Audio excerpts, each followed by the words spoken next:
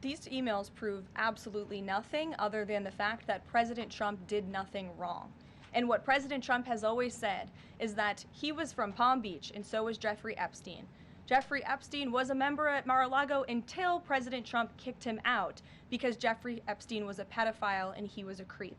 And this email you refer to with the name of a victim that was unredacted now and has since been reported on in this room, so I will go ahead and say it, Virginia Giuffre. And it was CBS's own reporting, Ouija, that recently wrote that Miss Giuffre maintained, and God rest her soul, that she maintained that there was nothing inappropriate she ever witnessed, that President Trump was always extremely professional and friendly to her. And so I think it's a question worth asking the Democrat Party, and you should all go ask them after this briefing, of why they chose to redact that name of a victim who has already publicly made statements about her relationship with Jeffrey Epstein and is unfortunately no longer with us. This administration has done more with respect to transparency when it comes to Jeffrey Epstein than any administration ever. In fact, this administration, the Department of Justice, has turned over tens of thousands of documents to the American people.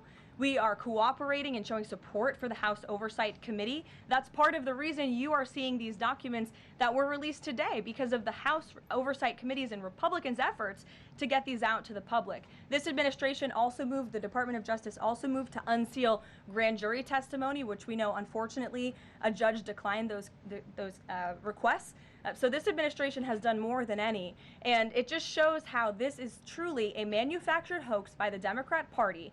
For now they're talking about it all of a sudden because President Trump is in the Oval Office. But when Joe Biden was sitting in there, the Democrats never brought this up. This wasn't an issue that they cared about because they actually don't care about the victims in these cases. They care about trying to score political points against President Trump, as we have, of course, seen with this government shutdown. And this entire thing, again, it's not a coincidence to the American people at home. There are no coincidences in Washington, D.C. And it is not a coincidence that the Democrats leaked these emails to the fake news this morning ahead of Republicans reopening the government. This is another distraction campaign by the Democrat and the liberal media, and it's why I'm being asked questions about Epstein instead of the government reopening because of Republicans and President Trump.